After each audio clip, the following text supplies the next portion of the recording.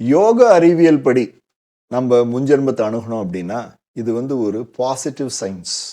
ஏன்னா யோக அறிவியலின் அடிப்படையே இந்த நொடி முதல் நீங்க ஒரு தீவிரமான கரெக்ட் ஆக்ஷன் எடுத்தாக்கா லைஃப் மாறிடும். அதுக்குரிய சக்தியும் கொடுக்கும், அதுக்குரிய வழிமுறையும் கொடுக்கும். கடந்த காலம் எப்படி வேணா இருக்கலாம், முன்ஜென்மம் என்ன வேணா எப்படி வேணா இருந்திருக்கலாம். இன்னைக்கு நான் விழிப்புணர்வோட நடந்து கொள்வேன், இன்னைக்கு நாம் செய்யும் செயல் விழிப்புணர்வுடன் இருக்கும் அப்படின்னு ஒரு முடிவெடுத்து அதுக்குரிய பயிற்சியில இறங்கணும் அப்படின்னா வாழ்க்கை மாறிடும். எதுவாக இருந்தாலும் சரி, இதுதான் யோக விஞ்ஞானத்தின் அடிப்படை. அது மட்டும் கிடையாது, விழிப்புணர்வுடன் நடந்து கொள்வதற்கு, விழிப்புணர்வுடன் செயல்படுவதற்கு அதற்குரிய அத்தனை தன்மைகளும் உள்ளேயே இருக்கு. அதை வெளிக்கொணர்வது தான் யோகத்தோட ஒரு வேலை. அது பயிற்சியின் மூலமாக வருமே ஒழிய ரொம்ப சிந்திச்சு கிடைக்காதுங்கிறது யோக அறிவியல். முன்ஜென்மத்தை எப்படி அணுகுவோம்? இங்க நான் இருக்கேன், ஃபார் எக்ஸாம்பிளாக எடுத்துக்கிறேன். எனக்கு இன்னைக்கு ஐ ஹவ் டிசைடட் நான் இவ்வளோதான் சாப்பிடுவேன், இதை சாப்பிட மாட்டேன்னு முடிவு பண்ணிட்டேன். எதை நான் சாப்பிட வேணாம்னு நினைச்சனோ அது முன்னே வந்துடுது, அதை சாப்பிட்றேன். அப்படின்னா என்ன காரணம்? அதை இதுக்கு முன்னாடி சாப்பிட்ட அனுபவம் என்னை ஊக்குவித்து சாப்பிட வைக்குது. So past is present. என்னுடைய முன் அனுபவம் என் கண்ணுக்கு முன்னாடி நின்று செய்ய வைக்குது.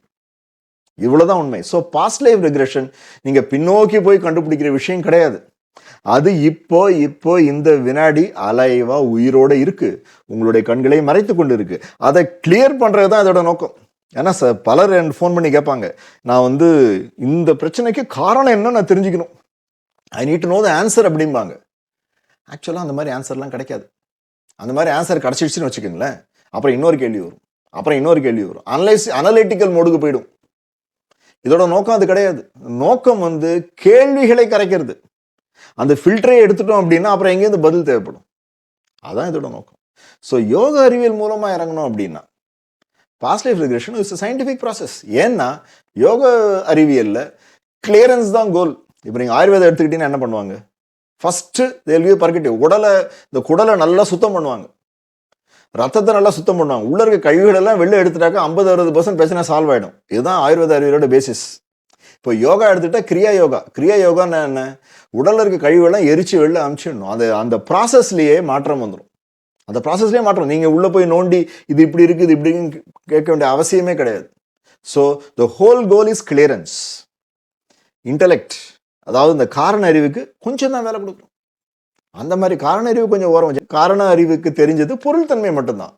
பொருள் தன்மையை அணுகிற அதே கண்ணோட்டத்தோட சப்ஜெக்டிவ் எக்ஸ்பீரியன்ஸ் பொருளற்ற தன்மை அணுக நினைத்தால் அது கன்ஃபியூஷன்ல கொண்டு போய் விட்டுரும்.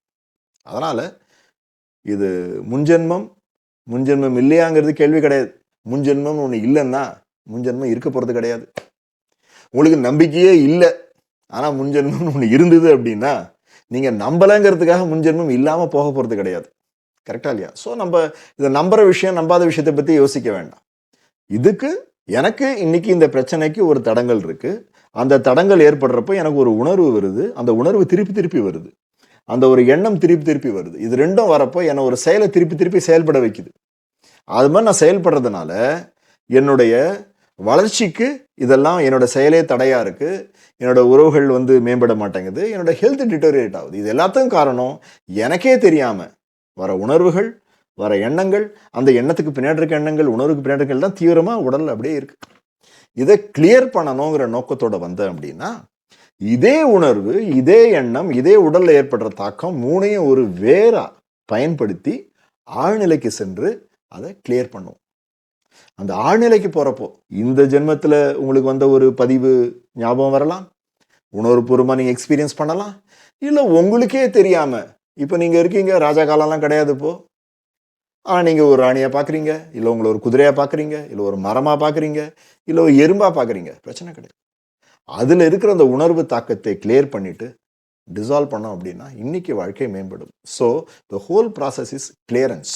கிளியரன்ஸ்னா சுத்தம் செய்தல், எரித்து விடுதல். எரித்து விட்டுட்டோம் அப்படின்னாக்கா சக்தி நிலை நிதானமாகும், சமநிலையாகும். சக்தி நிலை சமநிலையாச்சுனாக்கா உங்களை நீங்கள் இன்னும் நன்றாக அறிந்து கொள்ளலாம், புரிந்து கொள்ளலாம், இன்னும் பாசிட்டிவாக லைஃப்ல இயங்கலாம். யோக அறிவியல் மூலமா பாஸ்ட் லைஃப் ரிக்ரெஷன் இல்லை முன்ஜென்மம் இதை அணுகணும் அப்படின்னா இதுதான் இதனுடைய அடிப்படை. நன்றி.